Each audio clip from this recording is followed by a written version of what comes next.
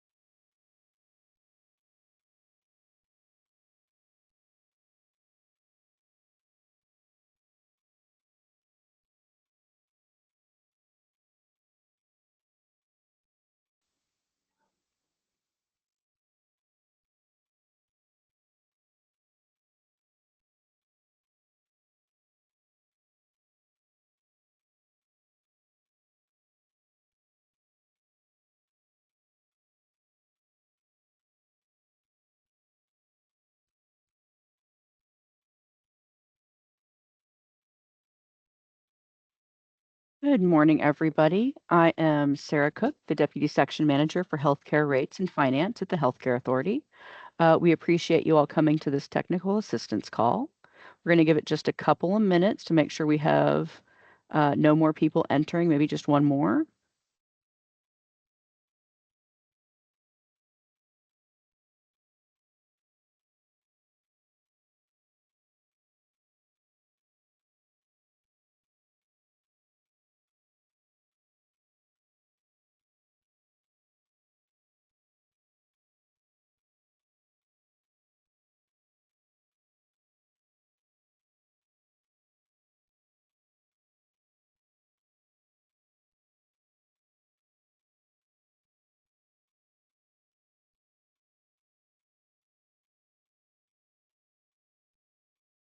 Okay, looks like people entering is starting to drop off. Again, I want to thank you for coming to the technical assistance call. A few housekeeping items to keep in mind during our presentation. Today's meeting is being recorded and will be posted to the Behavioral Health Comparison Rates section of the HCA website for future use. Today's presentation slides, I believe, are going to be shared with the group in a follow-up email sometime after the meeting. Please mute yourself unless you are talking, and please use the hand raise icon if you have questions or comments, or utilize the chat option. We also have some dedicated time at the end of the presentation for questions. With that in mind, I'd like to pass this to Gwen and Kyle from Milliman to go over the survey that was posted on the HCA site. Thank you, Sarah. Oh, go ahead. Okay. Thanks, Sarah. Thanks, everyone, for joining today's State Fiscal Year 2025 Behavioral Health Comparison Rates 2024 survey training. I have a colleague here with me, Dennis Finnegan, and Gwen could not make it today, so Dennis will be joining us. Just wanted to make that clarification. So our agenda today will be survey introductions and background, a demonstration of the workbook itself. We'll have some Q&A sessions at the end, and then we'll be showing some next steps. One thing to note here, as Sarah mentioned, is we do have the chat box to submit questions. Dennis will be monitoring that, and we will be pausing throughout sections within today's webinar to address those questions. If we cannot address those questions today, we will be documenting those to include in our as a follow-up in our FAQs. Or like Sarah said, if you want to raise your hand, we can pause and unmute you and see what the question is.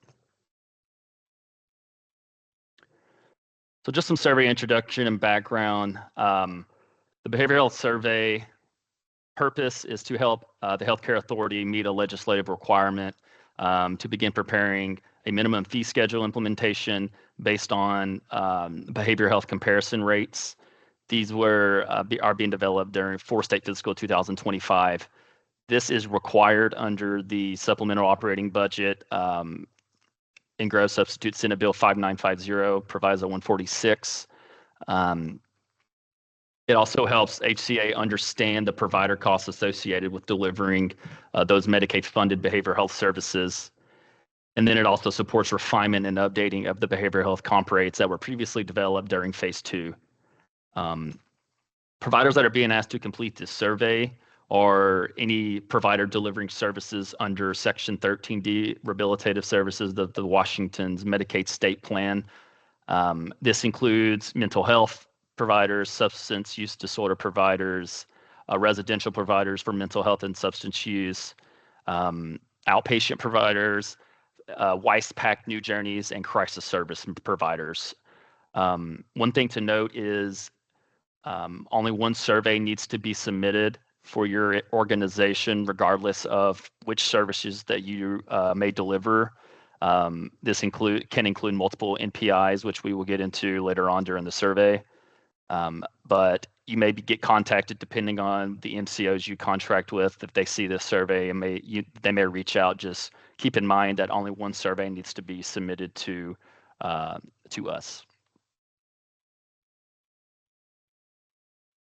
Next, we'll move into some key questions. This survey is due January 10th, 2025. That is a pretty hard deadline for us to keep the project moving. So if you have any concerns, please reach out accordingly. The Excel-based survey is saved out on the website, which we will walk through later in the session. I will bring up the website and just familiarize the provider group here with where all of the behavioral health information is on that website. Also, one thing to note is if you are unable to use Excel for any reason, you may email the dedicated email that we have set up, and we can provide a PDF version of the survey where you all can complete it by printed by hand and then scanning that back to us, and then we can recover the data that way instead of using the Excel.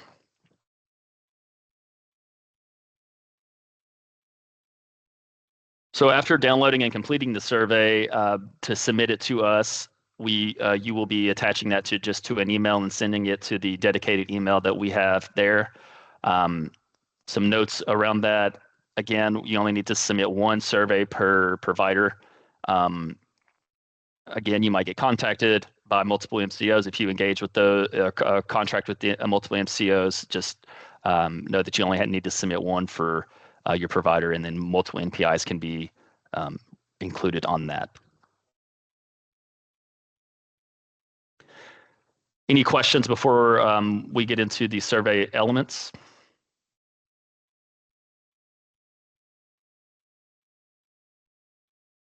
Okay.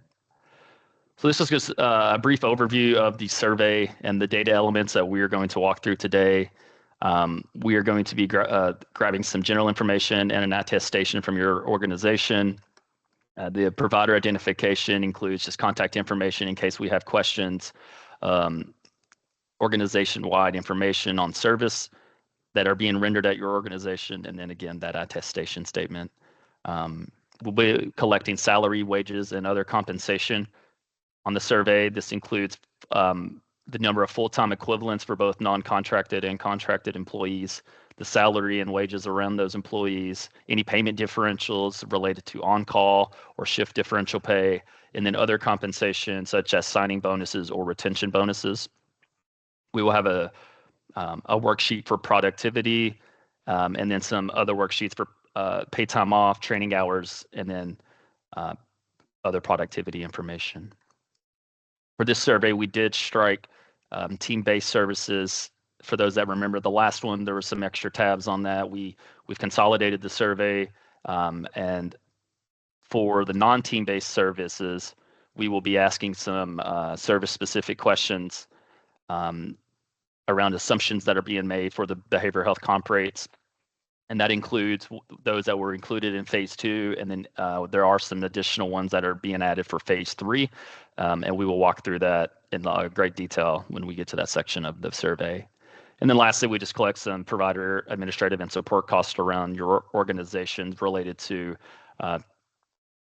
benefits and employee-related expenses related to those employees that were reported with salaries and wages on the other tabs. So like I said, the survey was updated and streamlined from the 2022 survey, hoping that eases the completion for this. One thing to note that there may be a separate service-specific data collection, and that would be on an ad hoc basis and that will be coming if you fall into that server-specific data collection. So ongoing support for the survey, we will be providing HCA with the training deck. A copy of the survey is already posted, and then we will be following up with some FAQs, and those will all be posted on the HCA website. And then there's a dedicated email that I've mentioned for those questions that aren't answered in the instructions, training materials, or the FAQs. Feel free to shoot us an email. We will be monitoring that. And before we get into the demonstration of the survey, I will like to show on the website, let me just find it, where the survey and all the training materials will actually be. So using the link that was provided in the PowerPoint deck will take you to this website, and this is the Washington State Healthcare Authority's website. It's already got you, getting you to where the behavioral health resources are for providers. If we scroll to the bottom of this section, there will be a drop down under additional resources for the Behavioral Health Comparison Rate Project. That is where we are going to have some background around the different phases that have been implemented already for this program. We will have the phase 3 stakeholder kickoff presentation that has already been implemented, and then down here is where the Excel-based survey is that can be downloaded. They have attached our email for us, so you can just click the link there and send it back to us whenever the survey is ready to be completed. And one thing to note, if you are needing a screen reader and need additional assistance with completing the survey, you can also use that same email to reach out to us for additional support. Just some more general information around who should be completing the survey, and then of course we're doing our hosting our live webinar TA section and our QA session today. So just wanted to walk through that so you all have an idea of how the Excel version or Excel's copy can be found.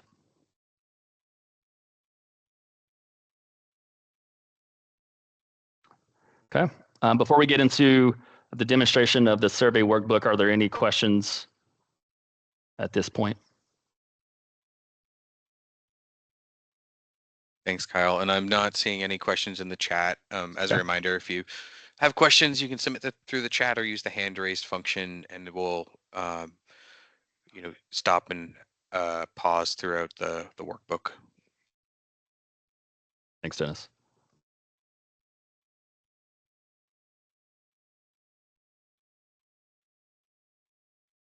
Okay.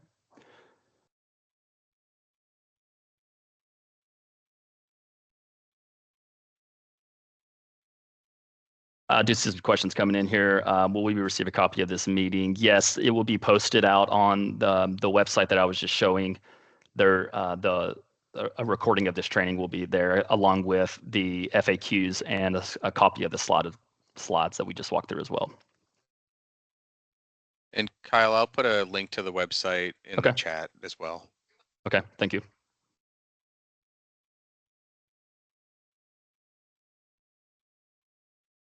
All right, we can get into the survey now. So the survey consists of about 8 to 10 tabs that is needing data. There's some additional reference tabs for the provider group. And we'll just chronologically walk through these, pause for questions that anybody may have. And then at the end, if there's additional questions, when we go back to the PowerPoint deck, then we can address anything there as well. So the survey, like I said, was updated and more streamlined. There will be no separate instruction document uploaded with the survey. The instructions have been embedded within the survey template. So throughout our walkthrough today, I'll be referencing the instructions tab quite a bit, just to kind of get you all familiar with where we can bounce back to this tab and look at the instructions. On the tabs, we also have instructions embedded within each cell. And so in addition to these, plus what's on our data tabs, which it should get you enough guidance to help you complete the survey. And I can go ahead and drop that link and I have it open.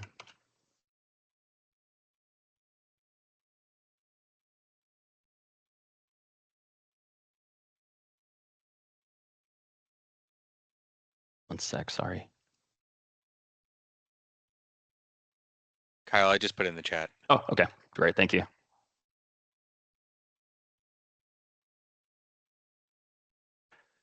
All right, so the instruction says we just start with a brief overview. Essentially what we walk through in the PowerPoint, these rates are being developed to estimate, or excuse me, the rates are intended to estimate the actual provider costs for delivering those behavioral health services to help inform some comparative rates.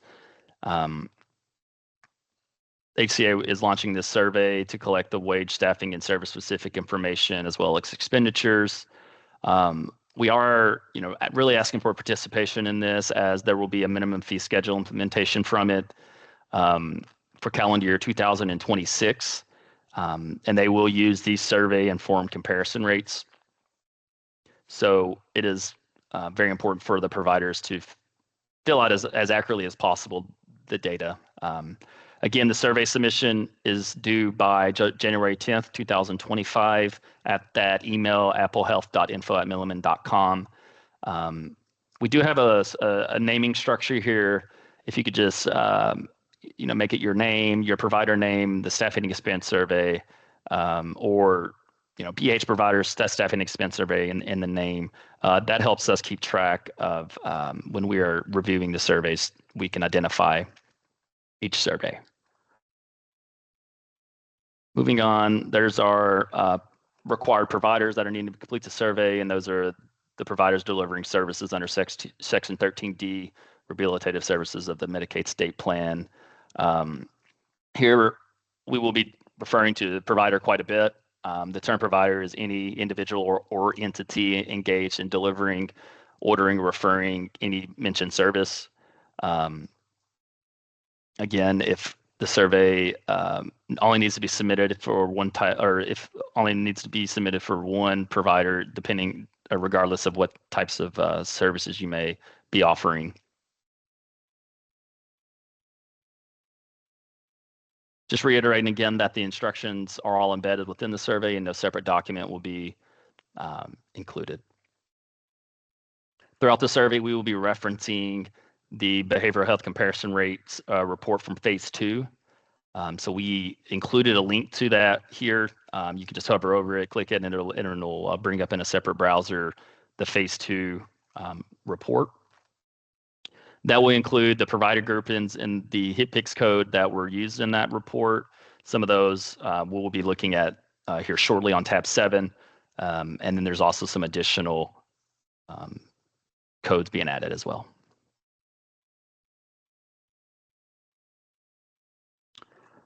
For the data collection, for the staffing compensation and provider expenses that we are going to be asking for, there's going to be 2 different types of dates that we need to be aware of. For tabs 2 and 3, that is our salaries. We would like those to be reported as of October 1st, 2024. We just like to pick a point in time for filling that out. All the other tabs are going to be requested to be on a state fiscal 2024, which is 7/1/23 through 6/30/2024. So just keep those 2 dates in mind as you're completing the survey. Just confidentiality statement here. The information that is reported by the providers it will not be available at HCA or its entities. The information is maintained by Milliman, and it will not be externally shared with other parties.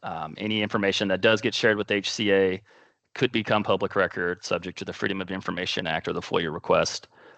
So with that in mind, we would not share the individual workbooks or provider-specific information. They would just get any summarized data. So just wanted to point that out. We've received those questions in the past. All right, we can get into the actual workbook now. And I've kind of mocked this up just with some basic information. We have some flags throughout the document that will help you in completing the survey. So this first section, we just want to know the provider agency name and the contact information. Excuse me.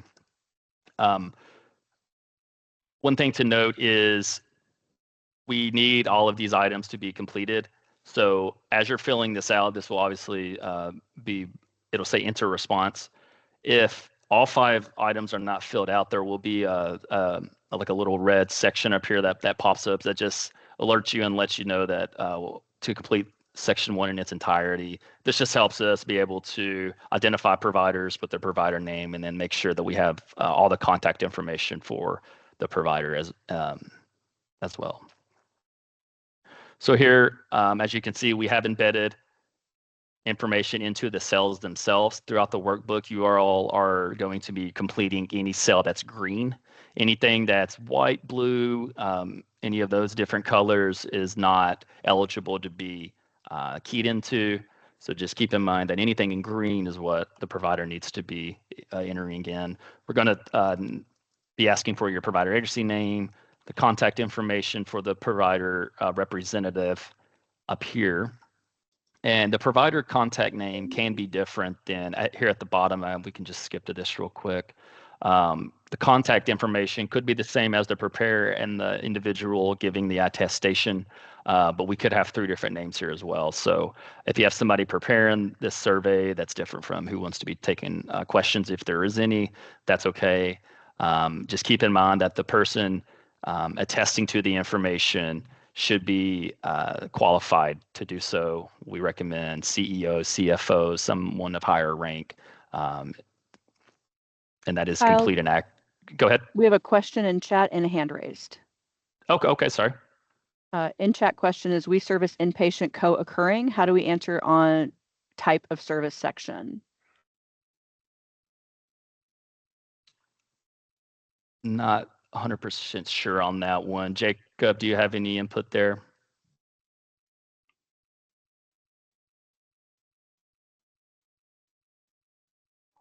We can take that one down and we'll follow up, and if that's okay.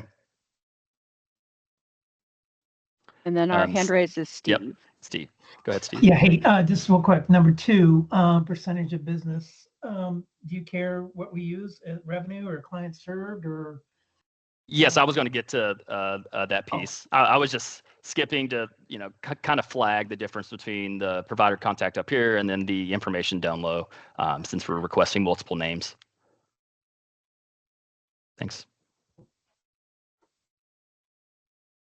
All right, so go ahead, Dennis. So Kyle, I think the question, and let me know, Steve, if I misinterpreted, is on number 2, is how are you identifying those percentages? Was that your question? Yeah, it's just a math question. I mean, yeah, we're going to get into it. Or client served, we have very different revenue structures, so it's probably not materially different, but just if you have a answer to that, we can be consistent. Yep. Yes, and on that point, we do recommend using percent of revenue for that. So on this section, we have the different services listed A through L. Column or row M down here will automatically populate for other services. If you do have those, we were under understanding that these were the most common services. So as we're going through here and keying in the percent of revenue, this will automatically update down here. So if we put this as 10, then this goes to 20, et cetera, et cetera. A couple things to note. We want to keep this as between 0 and 100.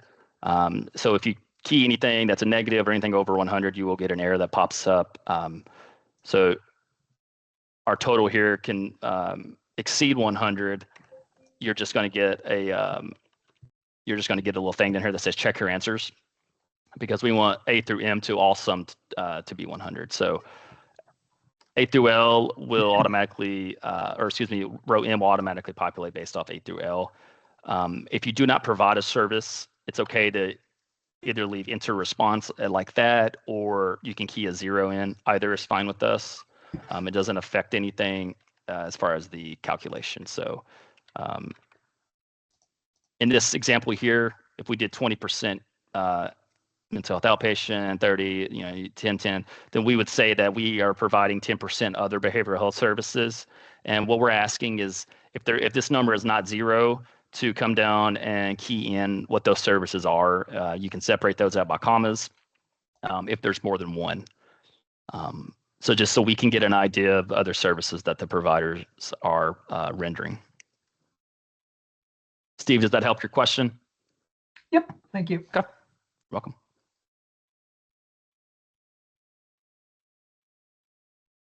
Section 3, we just ask if your organization is responsible for adjudicating any claims and to pay for those services. So from the drop down, you would just select yes or no. And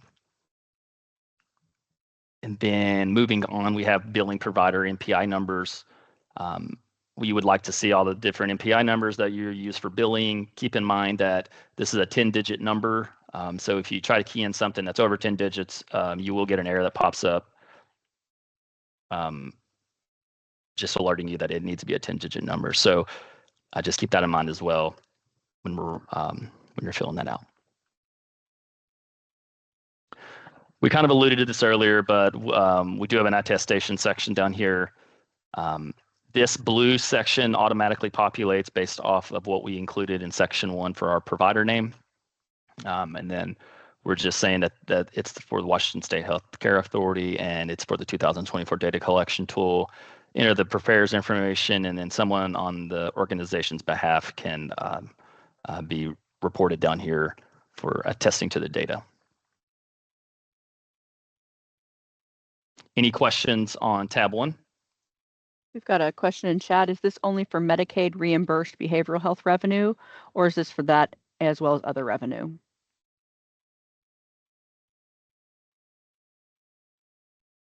I believe it is for all behavioral health providers. Anybody that is, or excuse me, all revenue, sorry. Yes, all revenue.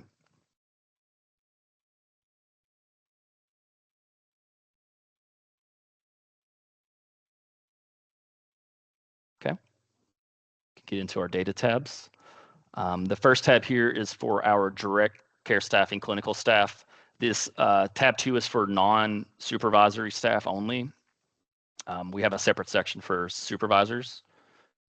The first section here, we're going to ask, it's related to turnover within the organization. So we just ask the number of workers that separated from your organization during the reporting period. And that would be state fiscal 2024. And then the average number of workers during that same reporting period. So if we had 10 separated and 200 working there, we'd have a 5% turnover ratio. So pretty simple there. Moving on, we will get into reporting our wage information. So this section is the first that should be reported as of October 1st. So, there around October 1st, what was all of our wages and our rates across the board here. So our tables are broken out between non-contracted and contracted employees. For columns A and B, we're going to be breaking out by the different provider groups. The provider groups will be referenced on the provider type crosswalk, and this comes from the SERI service encounter reporting instructions from the Washington HCA. That can be found out on their website. We included it here as a crosswalk. So this helps the provider crosswalk their what they may use for different providers into what we need for the provider types. For the provider groupings. If you have questions on this, shoot us an email, but I do believe we have identified all the providers that could be here.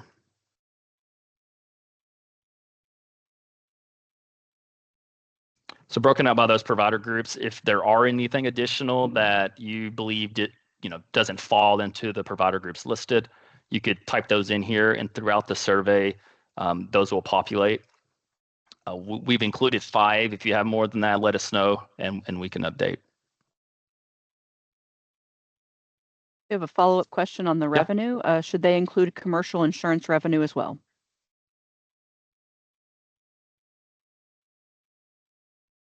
Yeah, and just as a follow-up, this was on worksheet 1, question number 2. And so that should be reported regardless of payer. So again, wanting to reinforce that it's not limited to Medicaid, but also not limited to, it should include all payer sources.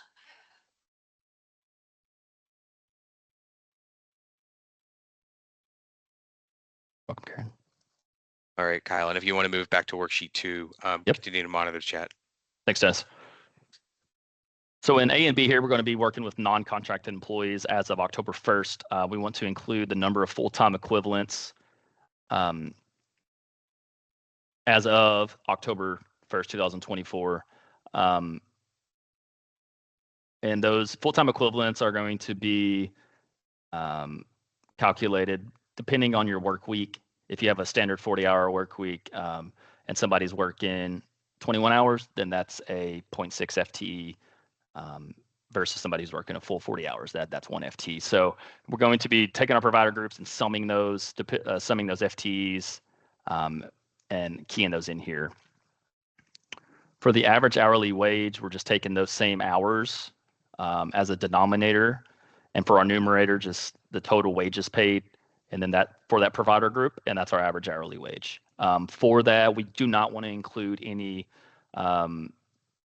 additional compensation such as differential time, overtime, or sign-on or retention bonuses in that hourly wage amount for that numerator. That is going to be reported on tab 5 for our additional compensation.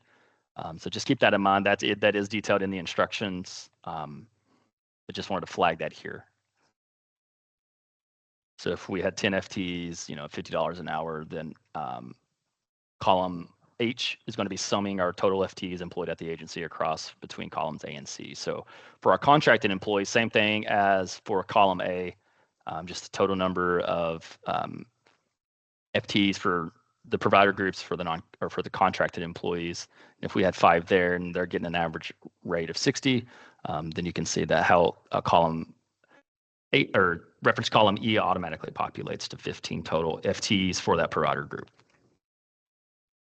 Like I mentioned earlier in the presentation, we did strike the majority of the team-based data collections.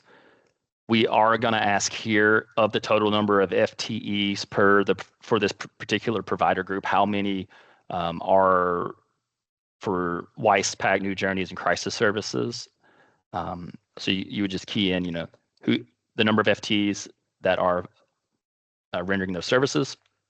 We also ask the number of clinical or direct care employees with less than 1 year at your organization, and that is, based off the employee number, not an FTE count. So you just key in that. And then lastly is the total number of FTEs that are vacant at the agency. So we like to have that as an understanding of what our workforce looks like. So you would complete this for all the different provider groups that you have down the board here. If you do not have a provider group that's listed, you would just leave that section blank. And then if you have anything, any other provider group that is not listed here that you do not think can crosswalk into the provider groups, feel free to include those down here.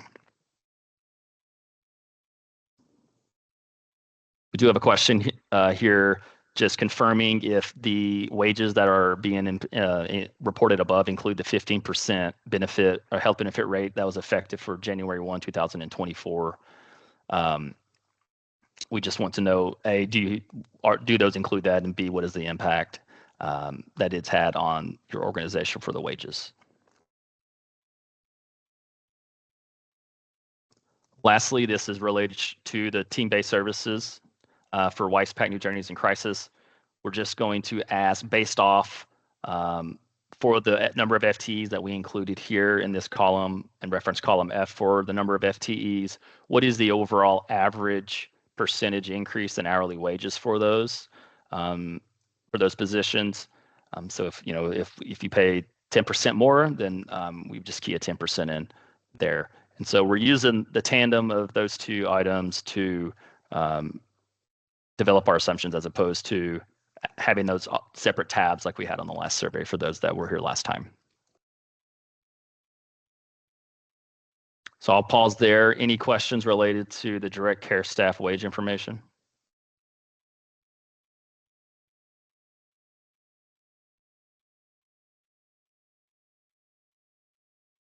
Great. So supervisors should look familiar. It's identical to tab 2 with a couple of items redacted. So on this tab, we are including the same information just for your supervisory staff. So for your non-contracted employees and that are performing supervising duties, we would just key in the number of FTEs there, their hourly wage, and then also for the contracted supervisory positions if you have those. One thing to note here is that if you cannot identify supervisory staff, let us know, but it is acceptable to include those on worksheet 2. Just give us a heads up that those are not identifiable. Also from tabs 2 and 3, we do not want to include lead or host team members. So keep that in mind as well. Down here, for the supervisory positions, we do ask the same question about the 15% rate increase that went into effect January 1. So just you could have the same experience as our non-supervisory. Just go ahead and enter that there as well.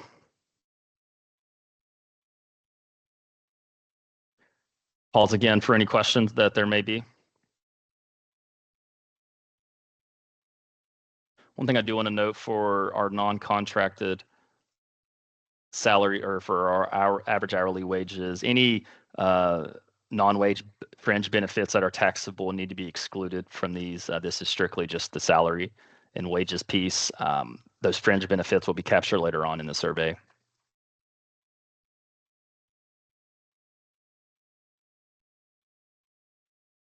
Right. Moving on to tab 4 is our productivity tab. This tab, we do have a lot of caveats. So it should not include any clinical staff providing care at SUD or mental health residential facilities. And it also should not include any WISE-PAC New Journeys, lead and host staff, or any staff providing crisis services. So it's a pretty identifiable set of providers, or excuse me, clinical staff that we're going to be asking information for. And what we're trying to get an idea of here is if there's any challenges with any of your clinics that could be facing that would impact productivity that we should be aware of. So if you have any staff members outside of the excluded ones that we've identified, you would put your clinic and facility name here.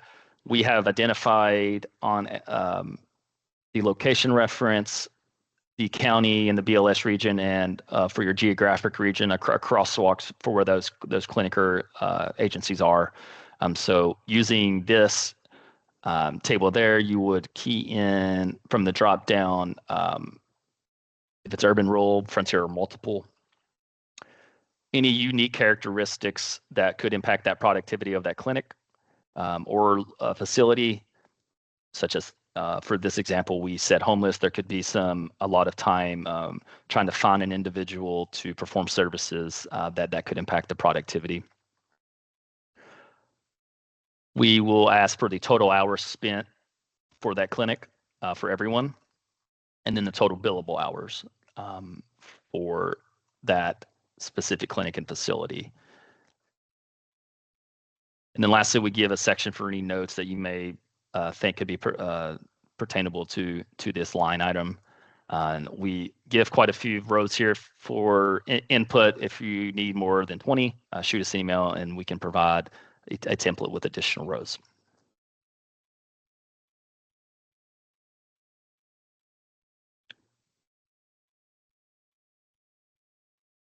And if we don't have any, I'll pause for questions. But if we don't have any, then we can move on. But I'll pause. I don't see anything in the chat.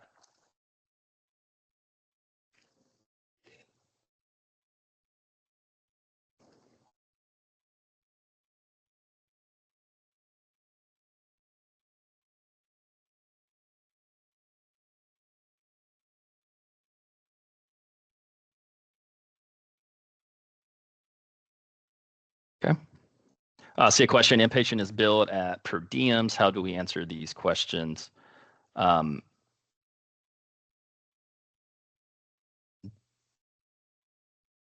Not 100% sure on that one as well. We could take notes for that and follow back up with you, Ann, if that's okay.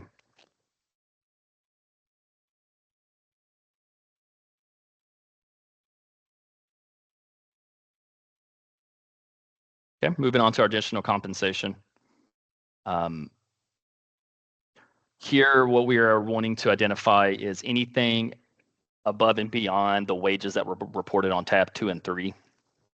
So I would just be aware if there's anything that could be reported here, then those amounts should be excluded from tabs 2 and 3.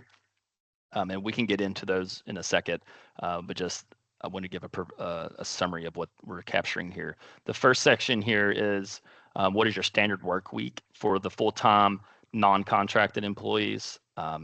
So typically we see 40, but we just want to ask the question just to get a sense of what our standard work week is looking like across the providers in Washington State. So if it's 40, you could pick 40. If it's more than 40, more than 40, et cetera, et cetera.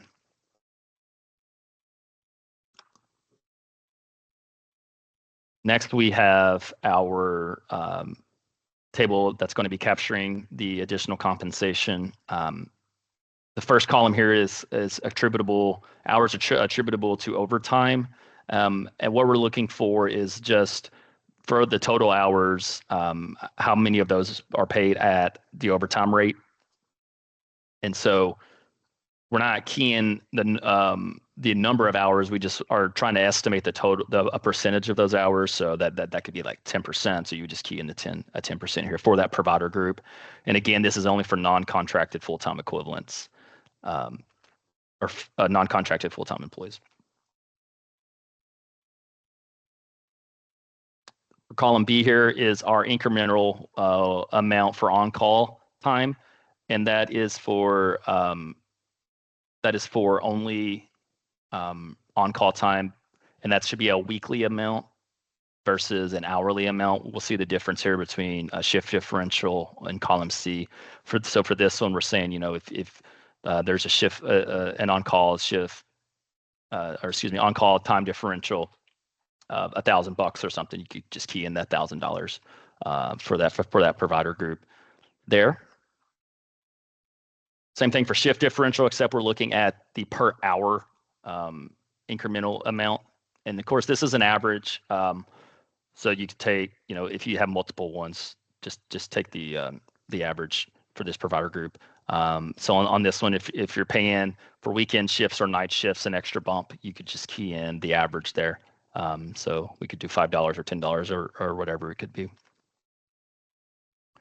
Lastly is the amount of non-wage based compensation. This one is basically a catch-all, what we're looking for. So it's going to exclude any merit bonuses that were reported on tabs 2 and 3, as well as any amounts attributable to overtime, shift differential, or on-call. So what we're thinking of capturing is any bonuses that are paid for sign-on bonuses for your employees or any retention bonuses, just to get an idea of what our total compensation is across the board for our providers. And again, that's on an average, so you might pay some, and some others none. So just keep that in mind. We just want to make sure that we're not double counting any amounts. So just try to exclude anything from that's reported here from tabs 2 and 3. And that one will be on a yearly basis. Go ahead, Steve. So this is probably way too granular for this group, so maybe I'll put it in an email for support later. So we struggle, I struggle with some of these surveys just because the data, our own data is hard to get to sometimes. So our payroll system does not carry title or degree level. So, and you know, we have 550 clinicians and about a 30% churn rate. So I am going to reach out to look for some actuarial assistance on what you would recommend, because looking up, probably 800, 900 individuals over a 12-month period is going to be pretty onerous. So anyway, just a comment. Okay. Thanks for that comment. Yeah. And if you don't mind reaching out to us, we can answer that. Okay. Thanks, Steve.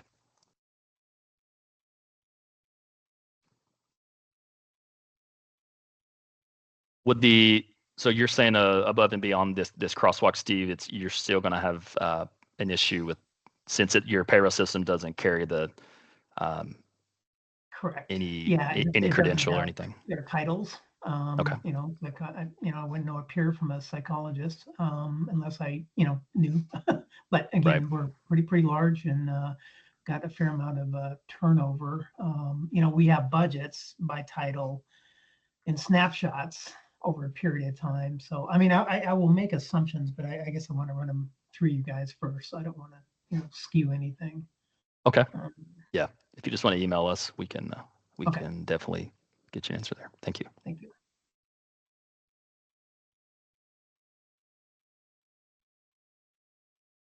Any other questions, either on this tab or anything that's come up that you may have thought of from our previous tabs so far? And Kyle, I think one follow-up related to the comment that Ann put in the chat regarding inpatient.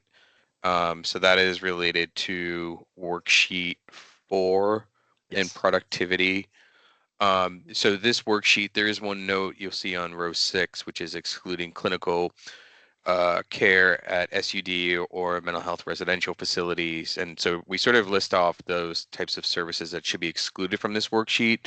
So I think, and if you have any additional services that fall outside of there, if you could put them in the chat, we can definitely follow up on that. But to the extent that they do fall within those excluded services, then you can just skip this worksheet for those services.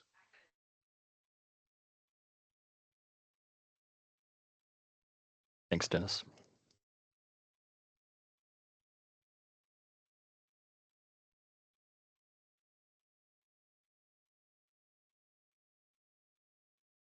Now, if there's a follow-up question, what about patient outpatient per diem or intensive outpatient? Do we have any thoughts, or Dennis? Yeah, I think that's helpful. That's the helpful follow-up. Okay. We'll provide some written guidance after this. Great. Thank you all.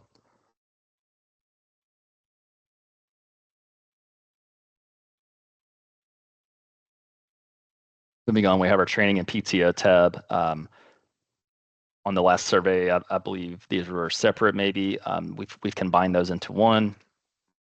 So what we're looking at here are assumptions that were made on phase 2 for the different provider groups.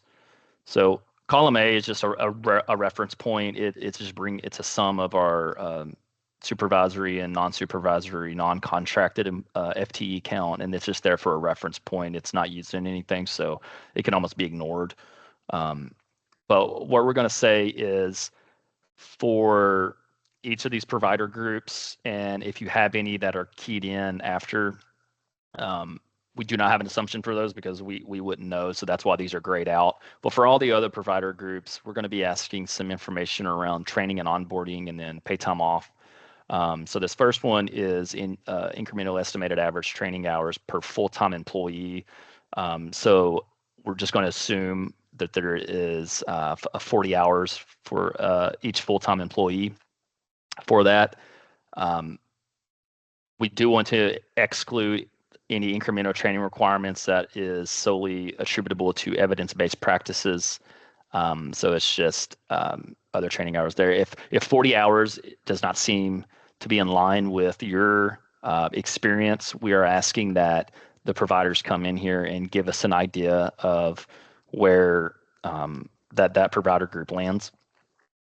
If you don't know, you select a unknown, or you can leave the select one. We will take that. If you don't select unknown, then we will take either select or nothing at all, as we are assuming that you agree with our assumptions that were included for those provider groups. So it's very helpful if you do review those and try to get us a good answer there. For the next one is our estimated ongoing onboarding and training per full-time employee. And you can see the majority of these are 150 hours is the assumption, with the exception of resident assistant in the SUD facility. So there we can do the exact same thing. These will be based off of the assumption in column D, that these exclude our annual training and conference hours as well. So if 150 is right, you can leave select. If not, then we have listed some increments here. Select the best guess, or excuse me, best estimate that you think that provider group would need for onboarding and training. Last one is PTO and paid holiday time. For all employees, we assume 268 combined PTO. Again, feel free to opine and select any if one provider group gets more PTO or holiday hours compared to another provider group. Just please indicate here, and we will use those assumptions accordingly when we're developing our comp rates.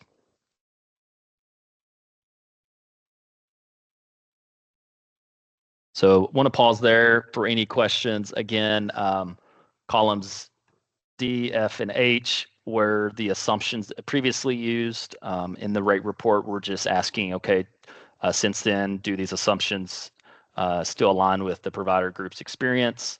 And if so, great. If not, we would just like some input here.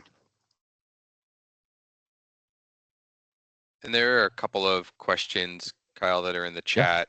The first being, and I'm going to just sort of work backwards, and Sure. You know, whether these should be reported on an annual basis, specifically for training hours. Yeah, so the reporting period for this tab is on the state fiscal period 7/1/23 through 6/30/24. So yeah. All right. And another question from Steve regarding if this is required for WISE providers. And yes, I believe it's for all providers. Yes, it's all non-contracted employees. I think this is one of those areas where on the, you know, there's a kind of survey feedback that you'd be able to provide any kind of context if you think that there's material differences or something that you need to report on.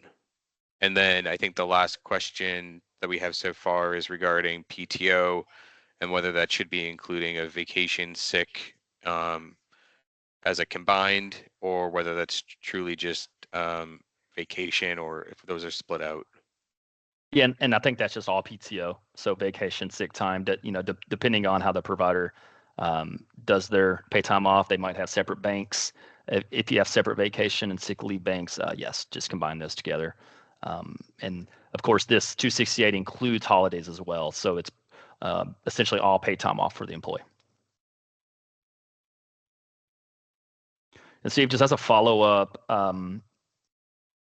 for the WISE providers, would you see a substantial difference in training? Yeah, I would assume so. Yeah, we have a lot Yeah. of training. Yeah. So, Okay. yeah.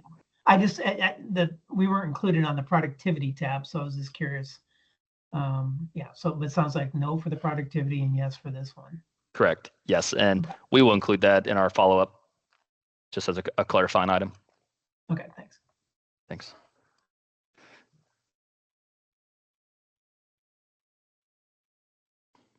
Moving on is our probably most intensive tab of the survey. What we have here is we're broken out in three different sections. This top section is all of the codes and services that were included in phase 2. The middle section is any new services that are going to be added that are addition to phase 2 that will be used in phase 3. And then the bottom one is specific to OTP providers. So we can just walk through each one of these. So what we get here, and the goal of this is to say, okay, for our HCPC code, this is the assumption for direct and indirect minutes that we assumed. Is that in line with the provider's experience? And when it comes to direct and indirect minutes, we do have some definitional language around that. For staff direct time, we assume that that's any time incurred by the clinical staff that can be billed for services provided to the individual. And indirect time is essentially any non-supervisory time that is spent not being in front of the individual. That can include any planning, summarizing of notes, summarizing medical records, looking into medical records, basically any other non-billable time that would be incurred with delivering that service. So what we have is the HCPC number if it's a mental health or a substance use disorder code, the modality from the SERI workbook, or excuse me, the SERI manual and the description. We have our reporting units. Typically we see encounter or per 15, 30, 45 minutes. Column G is where we get into the assumption. So columns G and I are the assumptions for this specific HCPC code that we used in our phase 2 report. So for any of these that are the reporting units are in a units basis, you're going to see that our assumed direct time is that same number. So for a 30-minute reporting unit, we're going to assume 30 minutes direct time as an average. So we shouldn't see a whole lot of fluctuation there, but if you are seeing that it takes longer to administer a given service for one of these codes that are on a per minute reporting unit, then just let us know in the drop down here. So for all of these, again, if we leave select or you can select reasonable, what we're asking is this assumption, is it in line with your all's experience? Now, we do have some guidance up here to how to answer if you do want to not agree with our assumption. We didn't want to get into, on this section, keying in what minutes we think. We just are assuming that the time given is either understated or overstated, and if it's severely overstated or understated. So if I'm just going to work on this first one here. If our example of 90 minutes of direct time is in line, you would leave it as select, or you can select reasonable. If we're saying that it takes 120 minutes to do this service, then we would say that this 90 minutes is severely understated. And then if it only takes 60 minutes, then we would say it's overstated. And up here, we have included some guidance. So if we're within 10% of this number in your experience, then we can just leave, say reasonable. If we're between 10 and 25% either way, then that's understated or overstated. And then anything greater than 25% less time, we would say it's significantly overstated. And then if it's 25% more time to administer the service, then we would say it's significantly understated. And so this just helps us build some assumptions around the time needed to administer these services. Same thing for indirect minutes. We have our assumptions here as well. And then we're just asking, does that fall in line with your experience? This one, especially for indirect time, we definitely see as beneficial to get an idea of how much extra time our providers are doing when administering these services. So again, if 30 minutes is within 10%, we can select reasonable. If it's too low, then we do understated depending on the 10 to 25% thresholds, and then if it's too high, then we just say it's overstated. And then lastly, we're asking a question for this service based off of the provider groups that we've been walking through previously. Who's administering that service the most? This just gives us an idea around cost of administering that service. So just your best estimate of who's administering those services. Any questions on that section before we move on?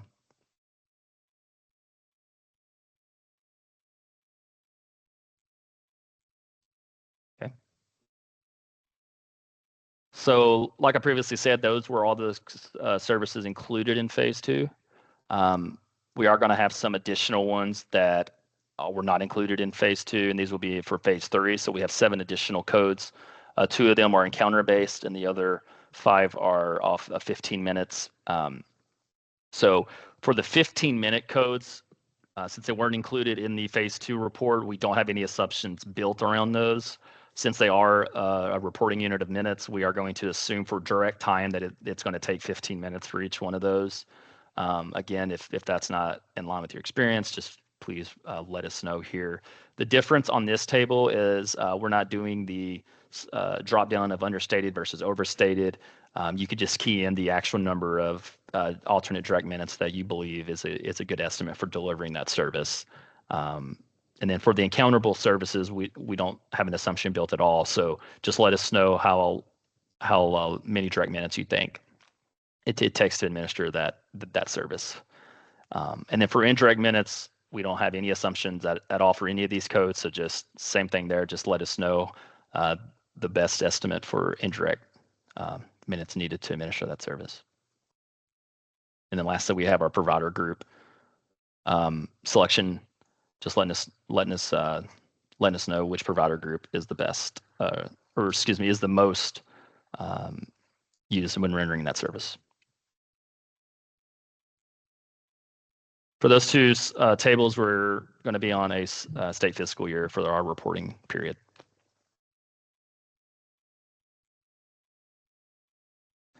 Lastly, this section is only applicable to opioid treatment program providers. If you do not administer OTP services, this is not applicable to you. So you can disregard this section. But what we're wanting to get capture is what services are being used to when billed under code 80020 for our brick and mortar locations. So we have 2 identified here services for Medicaid dispensing and administration.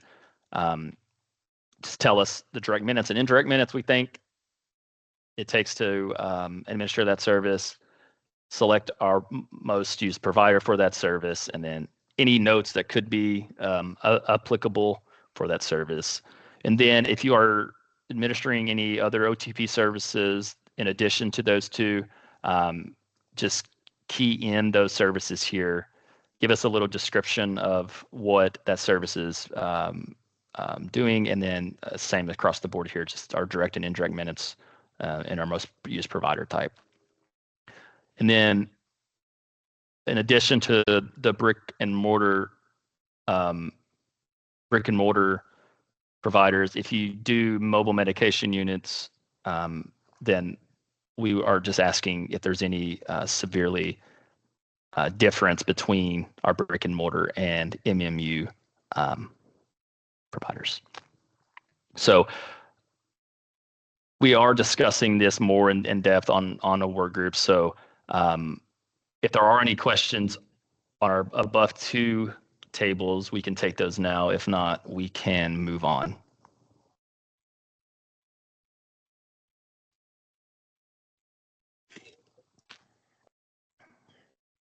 Okay. Lastly, we have a tab that's capturing the provider administrative and program support cost. This is broken out into 7-ish rows that we're calling cost categories. This should be for reporting on the state fiscal, again, 7/1/2023 to 6/30/2024. And then all costs should be applied to one of these categories. If there's some ambiguity, use your best guess on which one it should go in. And then all payer sources should be used as well. So the first one here is row A, and that is all of our salary and wages for our direct and clinical staff and supervisors. So you would just key in the total expense for that there for those groups. Next is all of our non-direct and clinical staff and supervisors, our employees for administrative and support staff. key those in, and I'm just going to key in some numbers here just to show you.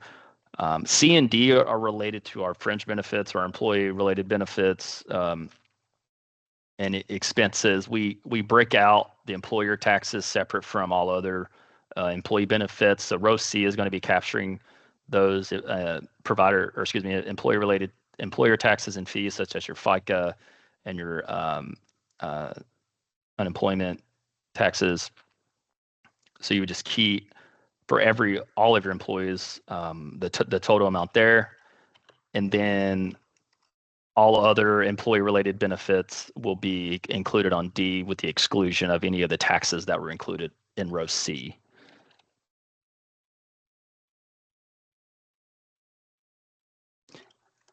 Row E is important for making assumptions around transportation for our direct and clinical staff. So for row E, we are asking that all of your transportation staff for your direct and clinical staff should be reported here. We have already included the salary amount for those employees that are driving up in A, so we're just noting that those should be excluded from this line since we've already included those on A. And then for that section, we do not want to include any administrative transportation. So what we're thinking of in row E is if you are driving to provide home or community-based services or behavioral health services, excuse me, or if someone's in the car with you, that's receiving those services. Those are types of the transportation we're thinking about there. If you are having clinicians or direct staff traveling for conferences or doing trainings out in the field or other administrative roles, then those should be included on row F. And not on row E for those same, so for the employees that are directing clinical staff. So row E is really just around delivering the service. And I see Anne has a question about transporting clients to appointments. Yes, if we're transporting clients to appointments, then that would be on row E. Also on row F, in addition to non-clinical client transportation, is we're going to include all other program administrative and program support costs, excluding personnel costs that have already been captured in reference rows A through D. So anything related to the salary and wages or the employee benefits, you can exclude from F, but everything else should be reported there. And then lastly, we want to include any non-allowable Medicaid expenditures such as room and board on row G. And so row H will sum all of the provider inputs and will automatically calculate. What we're trying to do is equal your total expenditures for state fiscal year 2024. In a perfect world, that should tie out to a trial balance of all your expenses. We understand that there's probably going to be some differences. So just try to enter the amounts that gets you as close as possible to your total expenditures.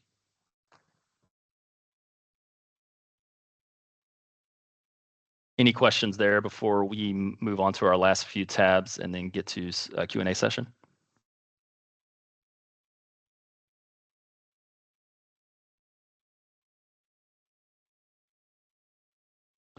So Joshua has a comment, where do we enter indirect staff such as IT or HR? So the salary and wages will go into row B for administrative and support staff. And then the employee-related benefits will be in C and D, depending on if it's related to FICA or unemployment taxes or anything like that. And then their health insurance and retirement will be in D. And then for those individuals, if they're getting reimbursed for travel or anything, that should always go in F, since they're not part of direct care services being delivered to clients. Thanks for the question, Joshua. Any other questions?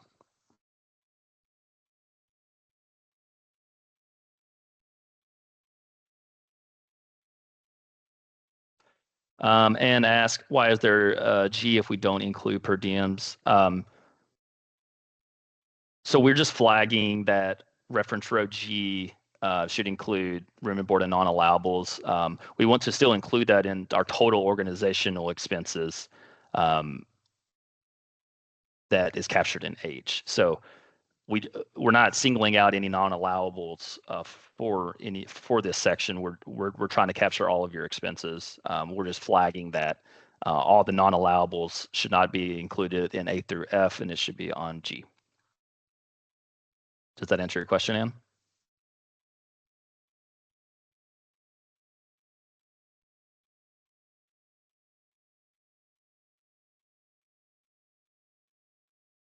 Okay, if there's no other questions, we can move on. Our last couple of tabs, we just have some survey feedback. This is for the provider to give us any optional feedback on overall structure of the survey, structure of the way that the tabs are, if there's any other items that you feel that is pertinent to be communicated to us, and it's broken out by the different tabs, and you can enter as much information as you want there. Lastly, we have a scratch pad. This is for the provider. It's not used at all for anything. It has no impact to the other tabs of the survey. It's just meant for you if you need to do some notes or if you have any calculations.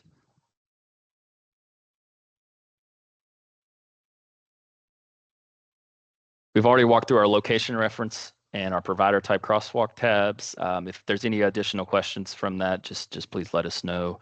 And then we have our limitations tab. So I know that's a really abbreviated introduction to the survey, but we will switch back to the slide deck now.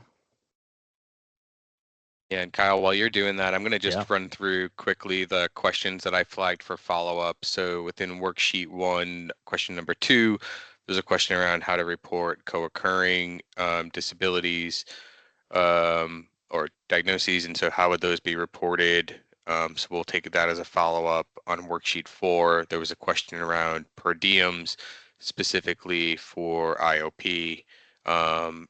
And so we'll take that as a follow-up. And then just a note that I think, Steve, you may be reaching out for some technical assistance around some of the granularity on how to report those. So wanting to note that there were a couple of items flagged for follow-up. I know we're going to go through some additional Q&A, and any time remaining, we'll also kind of open up for additional questions. But those were the ones that we have for at least, kind of have tagged for future review. Thanks, Dennis. So we can get into our Q&A session. We'll start with some questions that we've experienced in the past that we felt are still important. So the first one here is who will have access to the survey data, and we've kind of alluded that to already. The surveys are not available to HCA, and so us and Milliman maintain that, and it's not externally shared with additional parties. Anything that is conveyed to HCA could become public record, subject to FOIA. So we like to keep those in-house. The next question here is, why is my participation important? And it really just gives us important insights into the providers. What are you incurring as cost for delivering these services? And then the wages to inform the payment rate assumptions to refine those rates previously developed, and then get ready for implementation of the minimum fee schedule. And then who should complete the survey? We've talked about that. It's any provider delivering services under Section 13D, rehabilitative services of the state plan.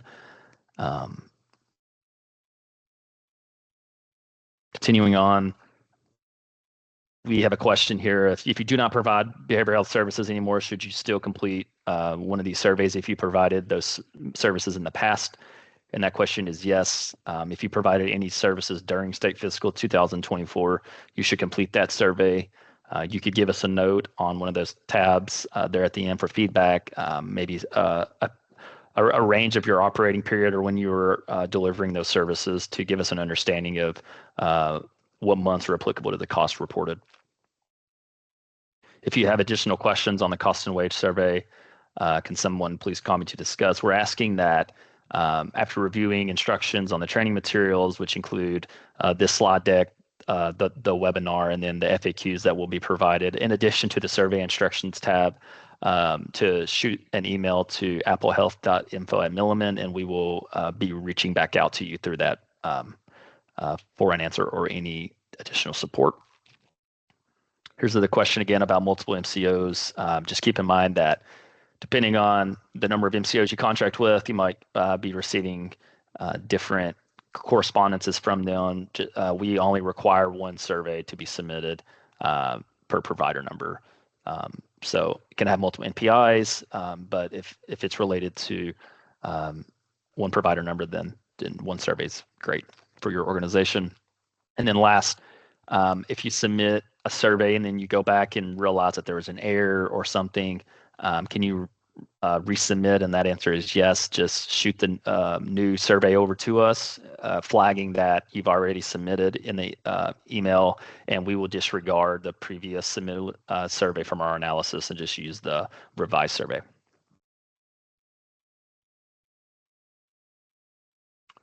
Where can I get a copy of the survey? Again, the Excel-based survey is out on the website that I showed previously. If you're having issues either with Excel or you need a screen reader, please reach out. Or for this one, it's just if you are not able to use Excel, then we can send you a PDF version. And then, like we said earlier, if you need a screen reader, reach out to us and we can provide additional support there. And then how do I submit the survey? Again, it's just attaching that completed survey to an email and sending to applehealth.info@milliman.com. And we will be monitoring that email box and capturing all of the surveys submitted. So I'll pause there I know we have about 15 minutes for any additional questions that have not been asked or answered, or if there's anything else that the group may have.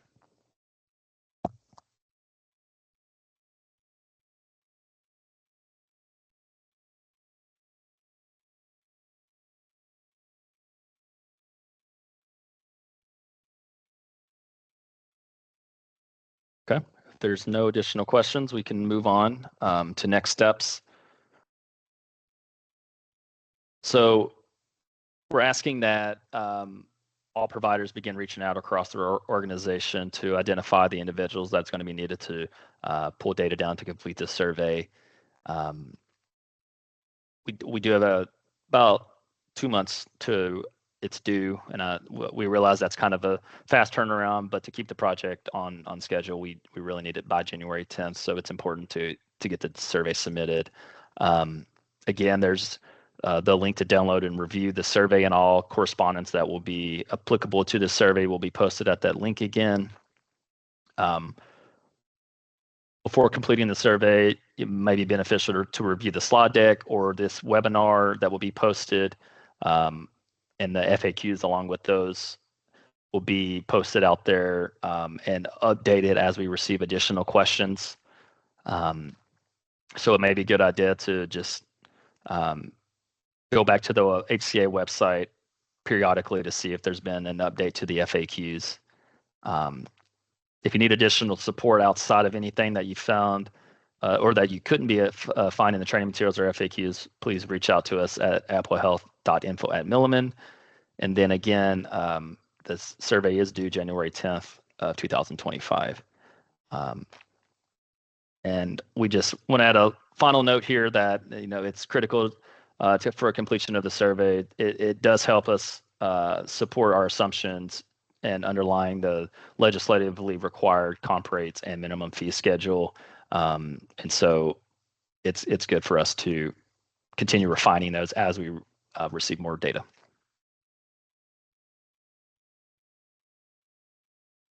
All right, well, I'll pause one more time for questions if there are any.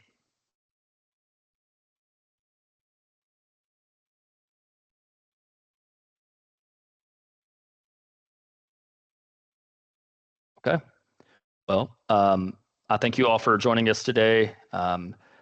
And please reach out if there are any questions.